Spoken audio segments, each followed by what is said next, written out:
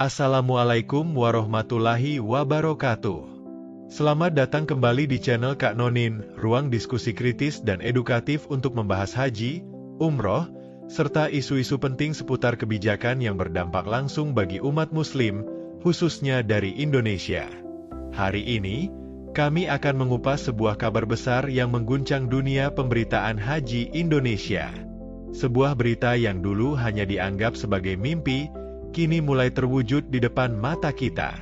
Bayangkan sebuah tempat, hanya berjarak 400 meter dari Masjidil Haram, berdiri megah sebagai pusat akomodasi dan pelayanan jemaah haji Indonesia. Bukan 4 kilometer, bukan pula 4 jam perjalanan, tapi hanya beberapa langkah kaki dari Ka'bah.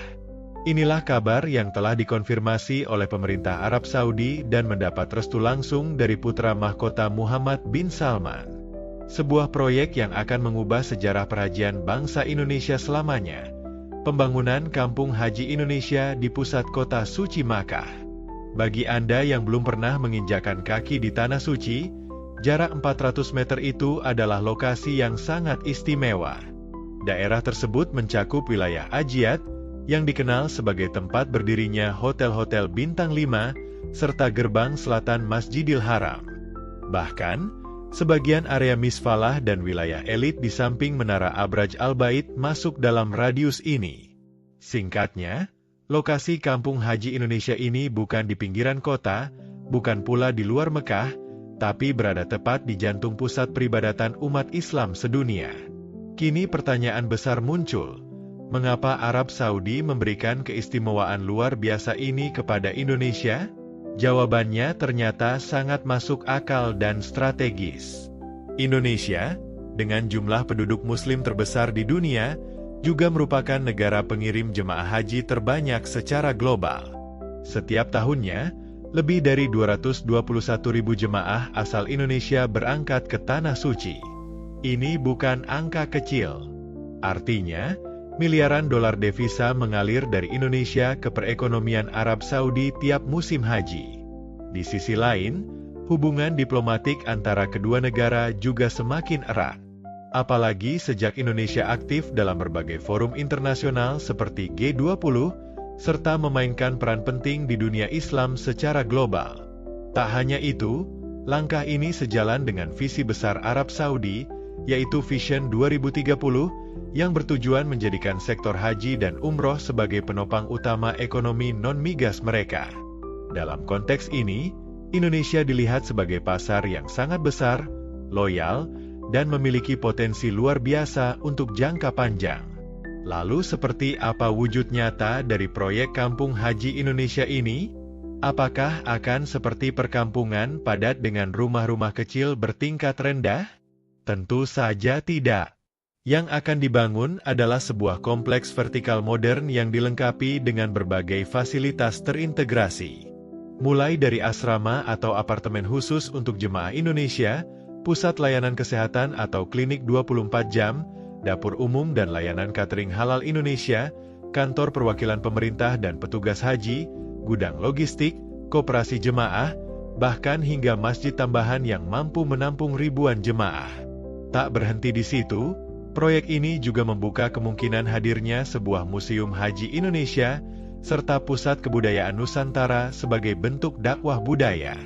Bayangkan, di tengah-tengah kota suci Mekah, berdiri satu kawasan kecil yang benar-benar mewakili wajah Indonesia. Bukan sekadar akomodasi, tapi juga pusat edukasi dan simbol identitas bangsa di Tanah Suci. Namun muncul pertanyaan penting berikutnya. Siapa yang akan membiayai proyek sebesar ini? Ada beberapa skema pembiayaan yang tengah digodok. Pertama, pembiayaan oleh konsorsium swasta nasional yang terdiri dari BUMN, perusahaan travel haji, dan investor lokal. Kedua, kerjasama antar negara, di mana pemerintah Indonesia bisa membeli atau menyewa jangka panjang tanah di Mekah dengan dukungan Arab Saudi.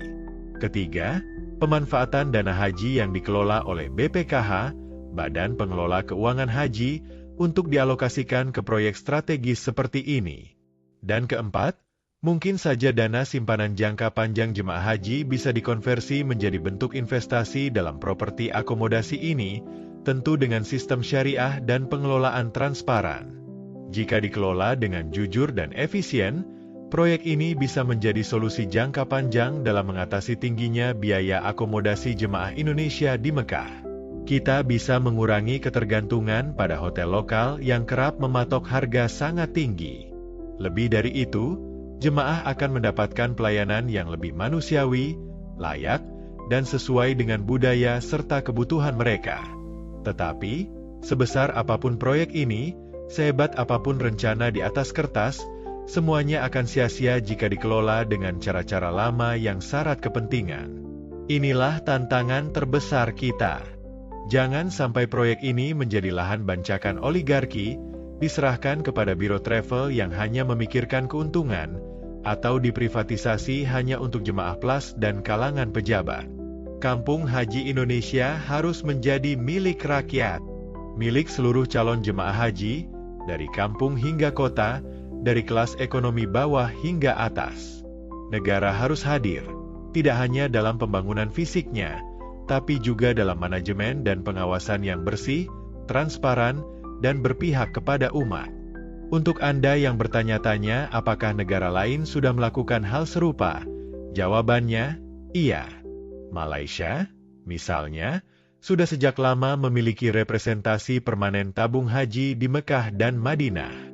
Mereka bahkan punya gedung dan fasilitas tetap yang dimiliki negara dan digunakan setiap musim haji.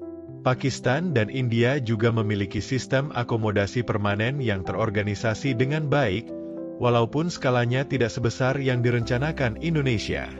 Maka, bisa dikatakan bahwa Indonesia justru agak terlambat dalam langkah ini.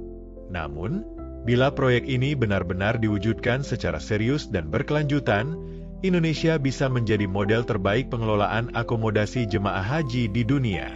Kampung Haji Indonesia bukan sekadar proyek properti.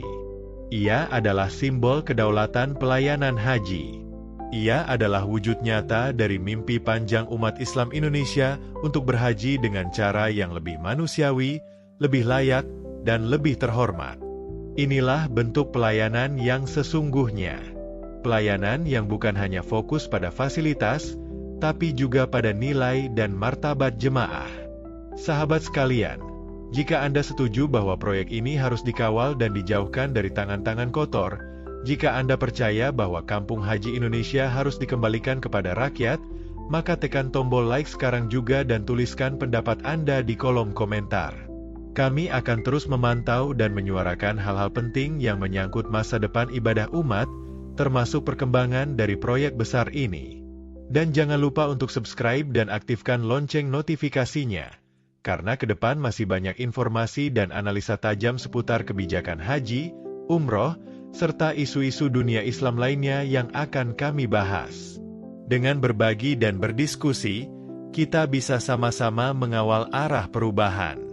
Akhir kata, semoga Allah memberi kita kesehatan, rezeki yang halal dan berkah, keluarga yang sakinah, mawaddah, warahmah, anak-anak yang saleh dan salehah, serta kesempatan untuk bisa menjejakkan kaki ke Mekah dan Madinah, melaksanakan ibadah haji dan umroh, dan berziarah ke makam Rasulullah di Raudhah dengan mudah dan tanpa halangan.